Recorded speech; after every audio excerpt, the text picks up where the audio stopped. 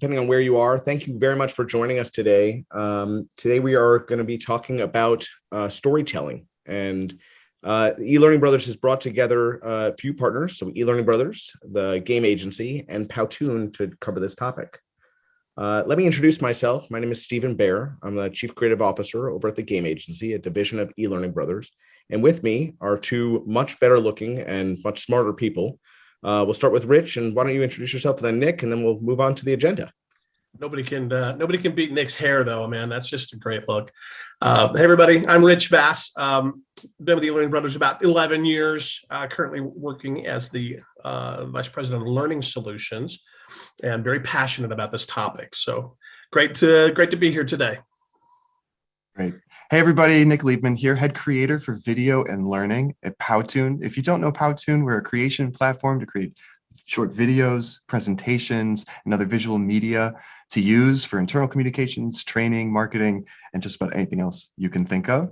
I've been with the company for a little over 5 years, and I've done everything from writing copy in the product to training thousands and thousands and thousands of people to use our platform and make videos to make a difference in their work. So I'm really, really excited to be working with Rich and Stephen and everybody who's joining today to see how we put these pieces together. Well, I'm super excited about this agenda because I was introduced to Powtoon maybe about 3 or 4 years ago, and I found that it's consistently been a really nice complement to the work that we're doing in the gaming space. So with that said, this is what we're going to cover today. We're going to talk about the importance of storytelling in training. Beyond that, we're going to talk about the elements of interactive narratives. So, it's not just why it's important, but how do you build it properly? We're going to talk about how to create compelling videos, and we're going to get really into the weeds a little bit with Powtoon. And then we're going to talk about combining videos and games. This should be a really fun topic, and certainly please ask questions along the way. Happy to jump in and answer them. So why video, and where's it relevant? I almost, there's so many topics that you can talk about that it's relevant for, but I like to step back and talk about soft skills because I think that is the most easy one to understand. And I love this stat in particular. Google says that 7 out of 8 of the most important hiring skills that they focus on are soft skills. And quite honestly, soft skills can be trained and they can be done, I think, most effectively through relevant, relatable scenarios. And what better tool to do that with than video? Soft skills and stories overall, I think, are intertwined. At the end of the day, stories play a really nice role in driving engagement, building emotions, making sure that the content's a lot more memorable, relatable, and that's through a bunch of different things. Thinking about the scenarios where things are going to take place, the characters, the challenges, different ways that people want to either be excited or motivated. Ultimately, stories play a great role in driving all those things. And more than anything, stories really take someone from being a relatively unengaged learner to much more active, and they're going to remember the content as a result. When I think about stories, I think about lots of different forms of media that I've at least been influenced by. Back to my childhood when I really engaged with, choose your own adventure books, thinking about the things that I watch today with my kids on TV. Netflix has all these great choose your own adventure television. And then, of course, active in the gaming space and passionate about gaming, thinking about choose your own adventure games. All the different simulation games that are out there, popular games that are out there, where people are really being asked to determine what the outcome of the game is going to be based on the decisions they make throughout the game. Well, we can take these same concepts and apply them into training. So I'm going to start with this video. And Rich, you want to give any background on the video before I play it? Yeah, if I may. So this is something we've shared before in different presentations. Really all over, this concept of the hero's journey.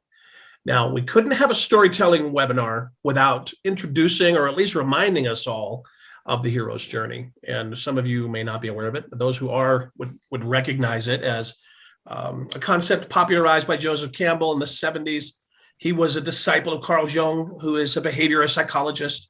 So in the next slide, we'll get into some of the details of what does that mean? The hero's journey, there's 12 elements to it. And every one of those elements are part of an effective story. And so as Nick and Stephen and I prepared for today, I wanted to make sure that we were remembering in our various jobs, whether we're instructional designers or learning architects or managers or whatnot, we can take some time to remember the effective elements that can go into our narrative for an effective story. What we have here is Rocky in a minute. If you know Rocky IV, you'll recognize this story, but Stephen, why don't you go ahead and play it? And then the next slide will get into this Drago fight. Drago is a super athlete. I know I can beat him. Stand in my corner. Just this one last time. Fighting for the whole country. Apollo is down. I cannot be defeated. Somebody get a doctor in here! Soon. I let it happen. I gotta take everything he's got.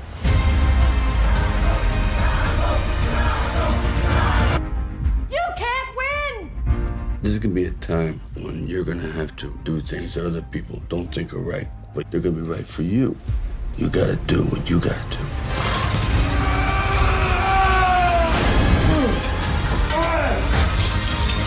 All your strength, all your power, all your love, everything you've got. Do it. Be more man than him. I must break you. Rocky is in serious trouble. Get up, you son of a bitch! You might have to stop this one before somebody gets killed.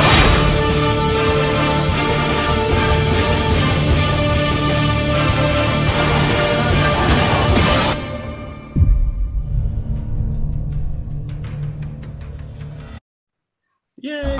Clap. Thanks to Stephen for doing some great mixing on that. A lot of us may remember that story. I think I was 10, 12 or 13. I don't remember, back in the 70s when I first saw that show. And it was very inspiring. The story was great. And as you can see, if we were to dissect all of the elements, well, we don't have time to do that. But if we could dissect all the elements of that story, we would see that there are all 12 of these elements in there. We're in the ordinary world. There's a call to adventure, Drago. The Russians, this was all during the Cold War, right? But they challenged the Americans. Rocky's the champion, but Apollo Creed wants to come out of retirement. There's a refusal of the call initially because Rocky doesn't want to do it, but Apollo Creed steps up. The mentors, right? These are the coaches and the staff that supports Rocky all along the way. We then cross the threshold into this special world. He's going to take the challenge. And in this case, literally, he moves from Philadelphia, wherever he's living, over to Russia. And then there's tests, allies, enemies, right? His wife even. You can't win. And then the elements in Russia are his enemies. He approaches the ordeal. He's at the top of the mountain. Yay! He seizes the sword figuratively by winning, then takes that road back, and he learns something. And I love the clip about when he's there with his son, about helping him realize sometimes you have to try to grab something greater than you. Anyway, it's a great story. But when you dissect it, all of these elements are in there. And if you look at Star Wars or Lord of the Rings or you name it, just pick your favorite story. These elements are likely going to be part of the whole experience. We are not saying that when you're sitting down to write your online training, or you're considering using some sort of scenario to illustrate your learning objectives, that you have to think about all 12 of these. But the challenge I make to everyone is try to use some of them. If it's something that moves us from the ordinary world to a special world. There's some sort of test.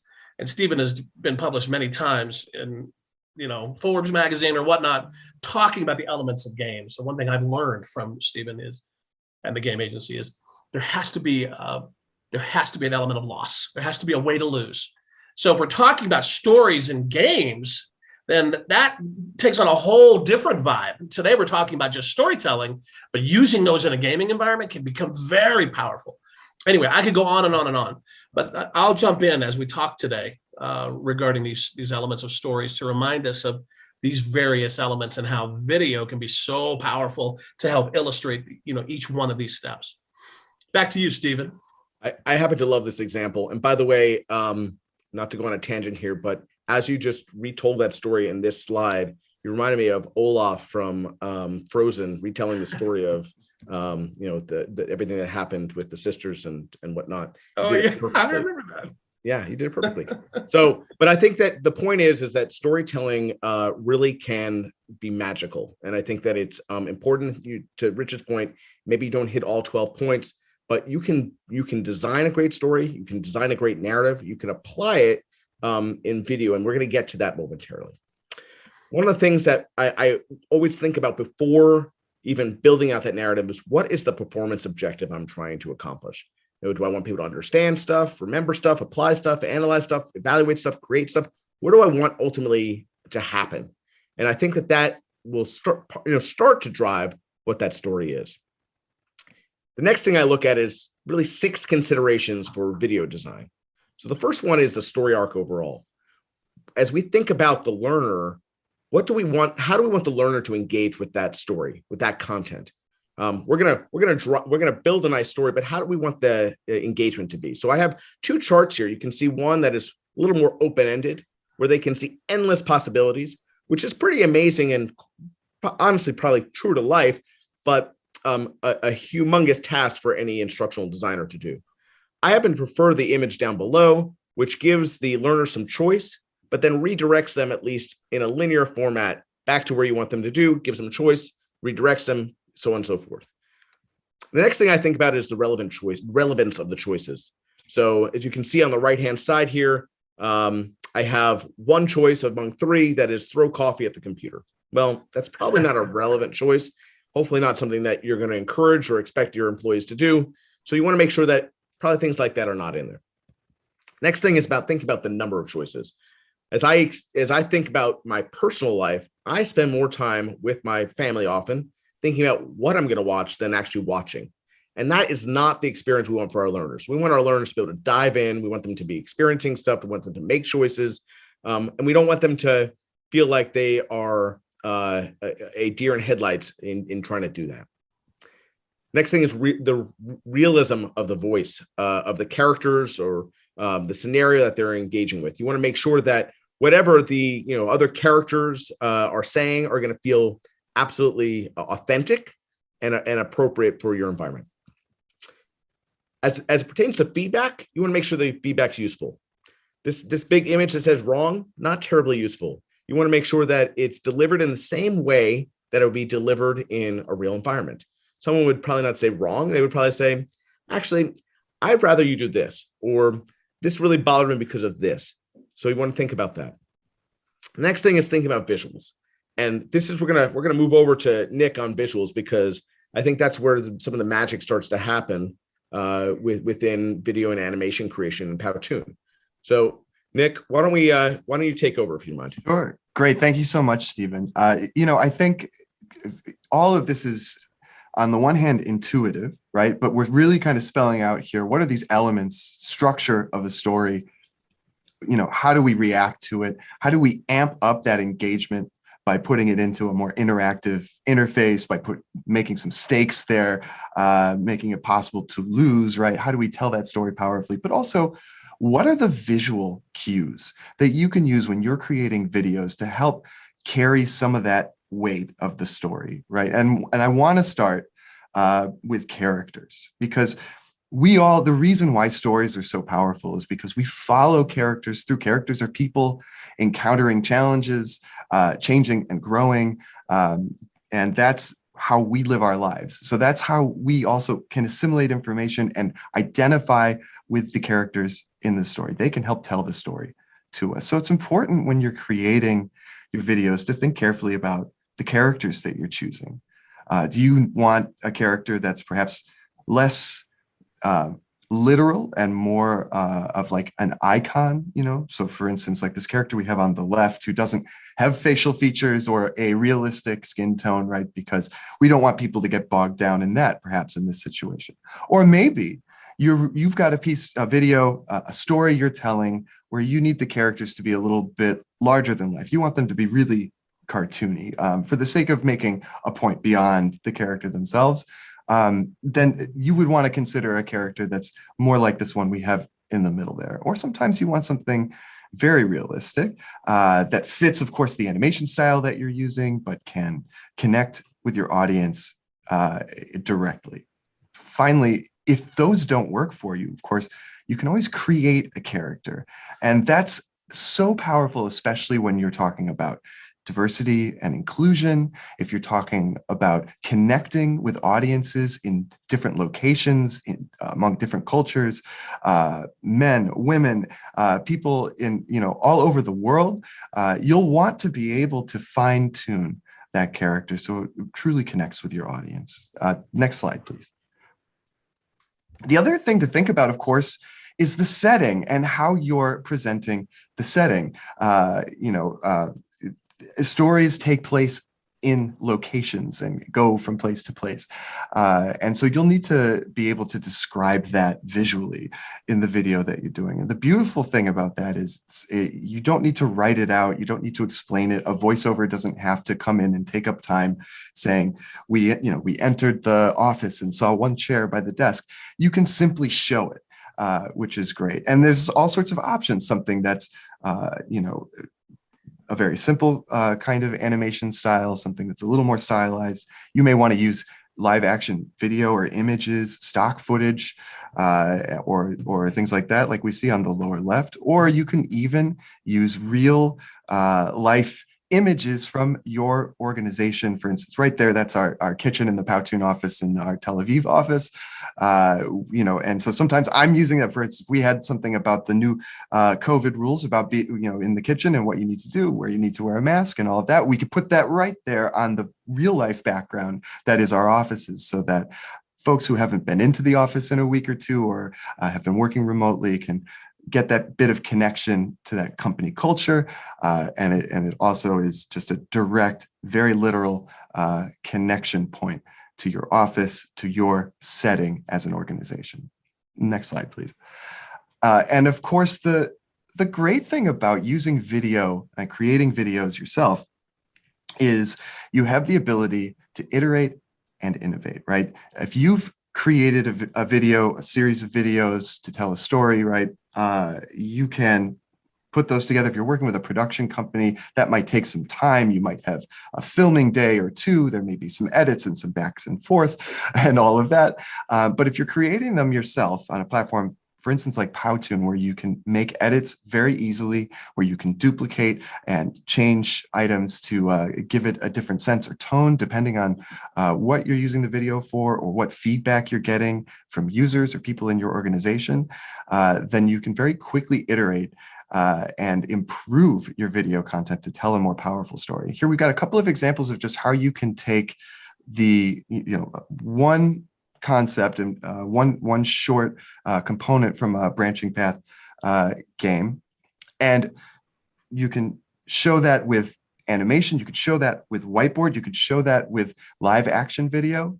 And we're going to take a look at these examples, and then we're going to actually dive in. I'm going to show you how fast you can put one of these together. So let's watch that first one on the upper left. Hi, yes, I'm Rachel. Nice to meet you, but I really don't have time to talk. If you leave your card, I'll get back to you. Hi, yes, I'm Rachel. Nice to meet you, but I really don't have time to talk. If you leave your card, I'll get back to you. And down here. Hi, yes, I'm Rachel. Nice to meet you, but I really don't have time to talk. If you leave your card, I'll get back to you. So you can see, even with whiteboard, you can even add sound effects to kind of like emphasize those things that the learner needs to pay attention to. For context, this video comes from a game where you'd be training someone to work with doctors' offices to try and sell medications or other services or items to them, right? The salesperson, the person being trained here, their objective is to get past our gatekeeper, Rachel, to talk to the decision maker. And so you'll need to, all of those sort of little things, the frustration in her tone, you're going to need to show those things visually. So if it's okay, I'm going to take over our presentation. And Nick, while you're doing that, I just wanted to throw out there, you'll note, just through the great example we saw there, and Nick's going to show us how easy this is to put this together. When you're taking the time, going back to that hero's journey and those 12 concepts, look at Rachel here. She may be one of the obstacles. So that's a good one maybe to animate in a video. The other is maybe your champion or your hero, right? Who's like the Rocky character when you're in your story. If we're talking about healthcare, maybe it's maybe it's maybe it's pharma, and pharma's trying to sell into these doctors' offices and hospitals. So that's your hero. You want him to be successful. We're training all these pharma folks out there in the world, on the sales team globally. You can introduce that guy or that woman as a single character, as a cutout image. That's pretty easy, as long as you got your story laid out. And then as you're moving through, now we introduce Rachel, and she's an obstacle. How do we overcome that? So you don't have to animate everybody, but even if you decided to, you could, using a tool like Powtoon, because it's so easy to do that. It takes a little extra time, obviously, but you don't have to be a graphic artist or whatnot to make that look really nice. And exactly, so true. And just if folks can see my screen, this is at the empty Powtoon studio, a blank project here. And the first thing I'm going to do, because I have the audio from our video clip there, I'm going to upload that as a voiceover track. So I'm going to go to sound, and I'm going to go to add voiceover. I can upload you can drag a file onto there. You can upload from a folder. And sorry, just, of course, that's right over that. There we go. Open. So now we've got, I'm going to apply it to the entire video. You have the option to apply a sound, for instance, a sound effect, or for like bumper music or something like that, audio files to one slide only. But in this case, I want it for the entire video I'm working on. And we can see. Hi. Yes, I'm Rachel. So even though there's nothing visual there, the audio is here, and we can see our timeline at the bottom. If we want to see information about the voiceover here, I can see this with its file name. It's 11.25 seconds. We can just go ahead and make my slide 11 seconds to match that.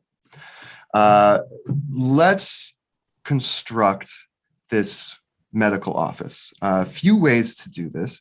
It just so happens actually here in the scenes menu, we have a ton of these there's like templates for one slide in a video. And down here in industries, we have a number of, these are ones that come up a lot, sort of like high tech or engineering, construction, and medical scenarios.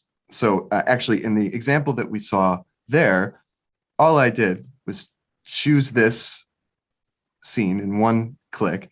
Now this does, because this is designed to be 4 seconds in length, I'll just have to re-add my a little bit of time to make this the right length of time again. But now I've got this setting all here in one click. If I wanted to do this kind of thing, just from scratch, I could go to backgrounds. I'm going to hop down to locations.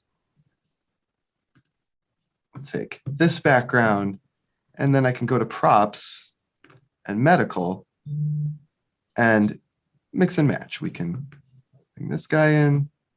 We can have our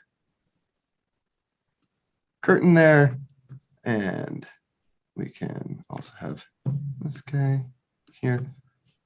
And I believe there was also a clock on the wall, wasn't there? Clock. Oops. There we go. Clock. Now, just want to be careful that all this is entering at the beginning. So very, very quickly, you can mock that up. And if this were, now, for instance, this already exists in scenes, but if this were something that didn't exist and I've just spent those few minutes doing that, I don't want to redo that work. I can go back to my scenes library and see here, save current scene. In one click, I've now got, a 10-second slide with this background, with these items on the stage showing up when they show up. So I've got this together, and I can use this again in one click. Pardon me, just save current scene. Now I've got it here. So if I had a blank slide, all I'd need to do is click it once and everything is there. So that is a huge time saver for iterating and editing, or for instance, in a scene like this where we may have in the paths of the game, many different variations, but the scene and setting is pretty much the same. I may only need to change the character or the expression on the character, or to add another prop coming in to add visual emphasis to something that's happening. in the script, right? So it really does save a whole lot of time and is an excellent way to work that into your. I use it all the time, actually. If you see on my scenes here, clicked another one. Nick, can I interrupt you for 1 second? Please do. One of the things I also think we should touch upon is the edit bar down below, right? Because it's really unique from a lot of other editing tools. The fact that it is one bar, and I find it's much more user friendly as a result. You want to talk a little bit about that? Absolutely. So the timeline down here is currently we've only got things that are at the beginning of the slide and stay on the stage the whole time. So you can see we've got 4 items here, and they're all on the stage for the entire duration of the slide here. But this is a good moment to talk about characters. We have a ton of character families, but I'm going to go with one of our newest ones here, Cosmo. So here's our character. And again, you just find the character you like, one click. The only problem with this character, of course, is she's not really dressed appropriately for the office, at least not for a medical office. And the setting we want to create here, it's just not believable in this output. But that's an easy fix. We can edit the character. We can edit her clothing here. So I'm going to just find us, medical scrubs. We don't need that anymore. And you can actually also, I believe, it's a jacket. One thing I want to do before I move on to the pants, I just want to, you see this color that her shirt is, the 5F9 DF9. I'm just going to click this plus sign to add it to my colors here. Well, I've already got it edited, but it's right there. And that way, in one click, when I move on to the pants, I've saved that color and the character's pants can match. We've got different shoes and accessories, of course, which, certain settings, especially for training about current guidelines and things like that. Having a mask is super helpful, but of course, glasses and hats and protective gear and all sorts of other items that might be appropriate depending on what you're creating. Of course, you can also upload logos. This is something that actually any of the clothing items that have these 3 blue dots that you see, you can upload an image. And I don't know if I have one handy here. Or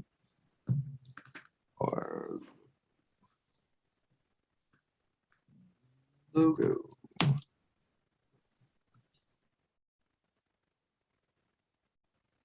Plenty of things called logo. Here we go. Nick Corp, one of my fake companies. So if I've got the Nick Corp logo here, I'm just going to make it a little bit bigger, save. And now she's got that on her clothing, or any of the clothing, actually. So I could ditch this, and we could include, for instance, she could be wearing, oops, not that one, my mistake. Some of them have it on the breast, some of them have it on the in the center. I'm not finding that one right now, but they are available. We're going to finish our character. Of course, you can see a preview in some of the different poses that are available. You can save them, title your character, and whenever you want to access that character again, then they're here in the My Characters section.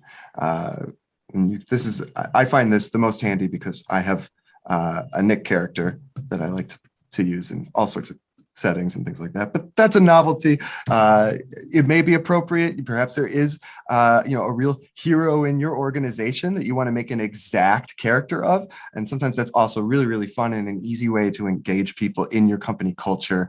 Or you could have a character who's simply suited to the situation that you're creating. So either way, I'm just actually going to swap this character out. As I mentioned, there are many poses that the different characters have. This is really how you communicate the emotions of your characters.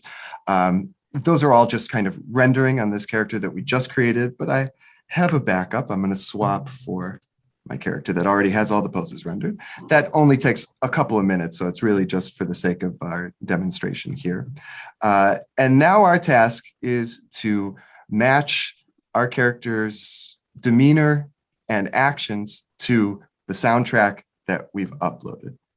You guys could hear the audio through here, yes? We cannot. You cannot. I could not either, and I don't know why.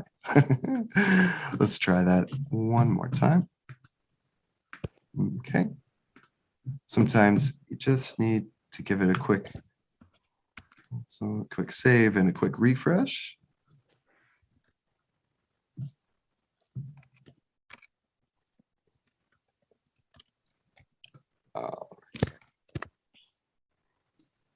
Right. All right. Okay. So I realized what was wrong. Since I made those extra slides, of course, our voiceover begins at the beginning of the video, so it's available on the first slide. Let's go back to our first slide. Let's add our character, who I just copied and pasted onto here. And let's try this again. Let me know if you can or cannot hear this voiceover. Hi. Yes, I'm Rachel. Excellent. So as you can see, the hi is pretty good. Then she starts talking, and we need her demeanor to become kind of this gatekeeper demeanor pretty quickly. So I'm just gonna, I believe here, what the best way to do this, by the way, is we have our character selected. We can see down here on the timeline, there she is. And what we want to do is move to where the change in pose is going to be. We're going to remove the exit effect, so the character won't swoop out or do any of these other actions. And we're just going to copy. I'm using key commands here, like Control-C and Control-V to paste.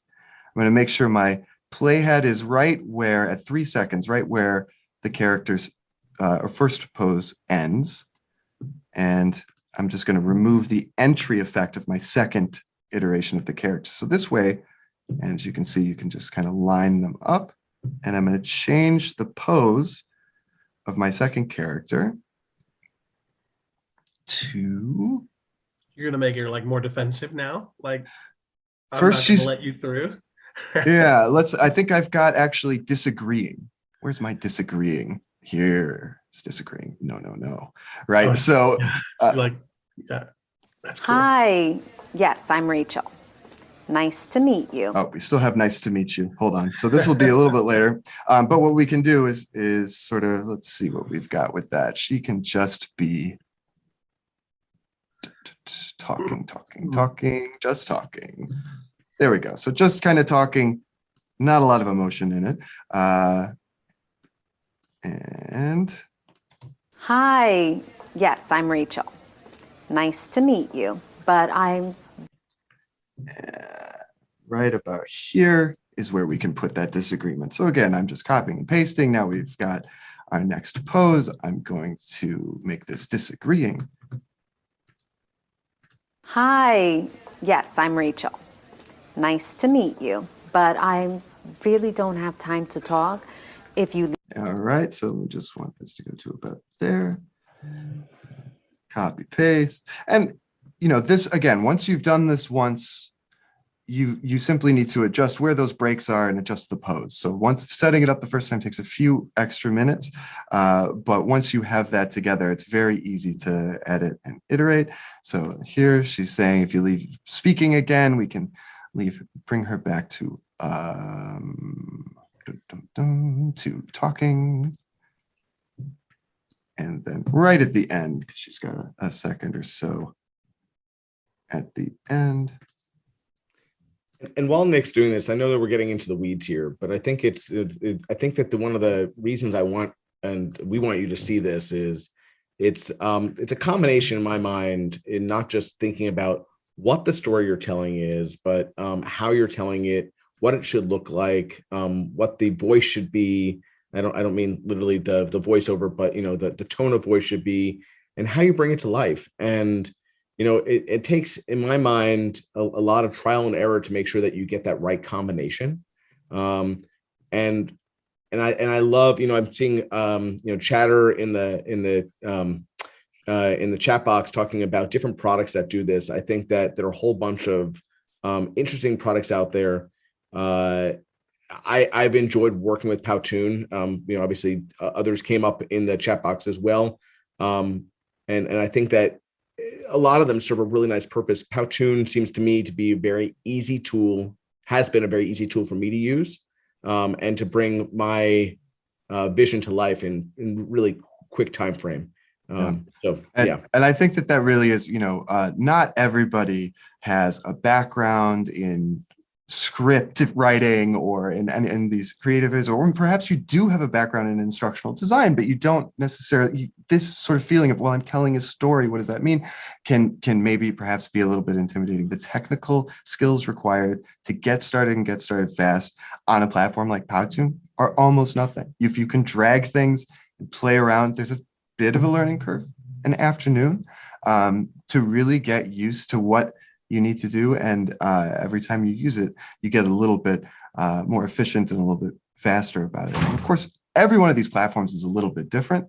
But there's a reason why I've stayed at Powtoon for as long as I have, because I really love this product and I get to use it to do my job, which I really enjoy, but also that it's effective. It would be great if it was fun for Nick, but that's not really the point. We at Powtoon are trying to achieve things together, and it can help us do that. And it's the same thing when you're creating learning experiences at your organization.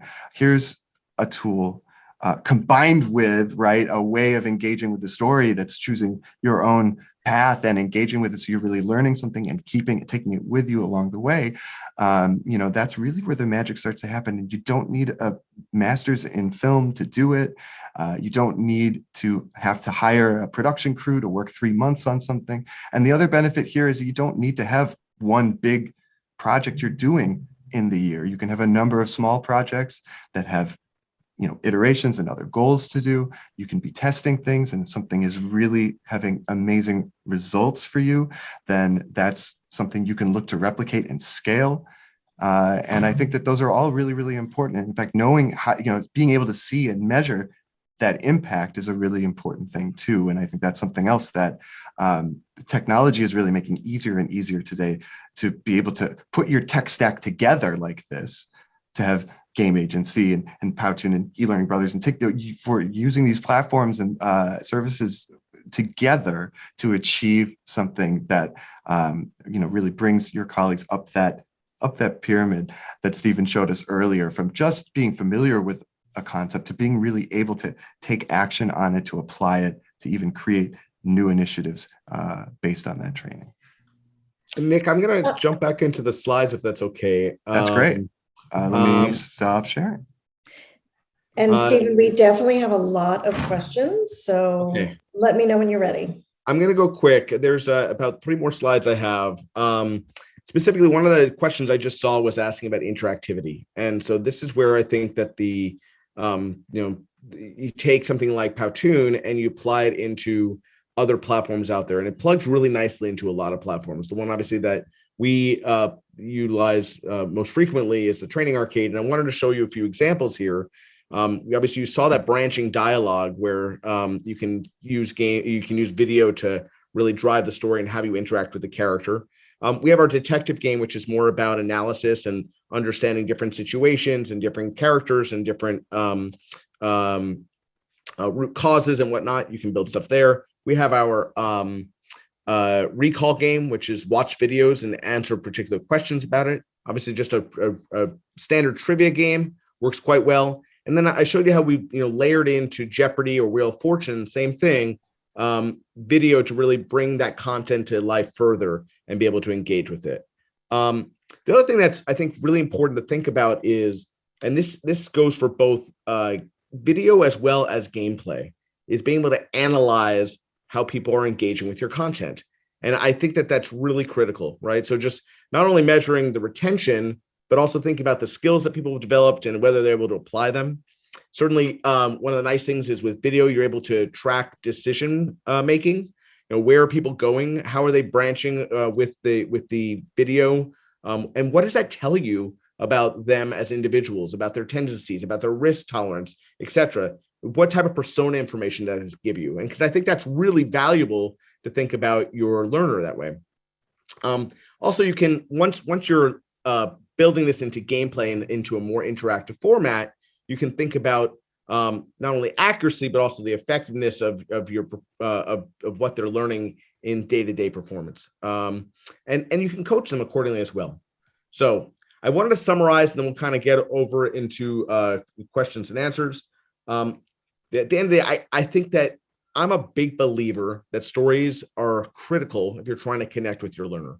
It really pulls out the emotion. It gives them something to relate to, and it gives them something to certainly translate what you're trying to teach them into day-to-day circumstances. I think it's important to start with your performance objective, because I think without knowing what that is, you're not going to be able to build a compelling narrative. And I think that your performance objective should drive what that narrative looks like. As you can see, stories can certainly be produced quite easily using video, animations, multiple styles. They also complement really nicely into gameplay, and I think the two are incredibly powerful. And why they're powerful is they drive more engagement, they drive more retention, and ultimately, we're talking about they come with a lot of rich data. And I think those insights that you can get, the analytics about not only what people know, but how they perform, is, I think, really important to really understand who your learner is. So we covered obviously two products here, Powtoon and the Training Arcade. As we discussed, there's lots of them out there, but I think that these two are really nice ones to play around with if you haven't.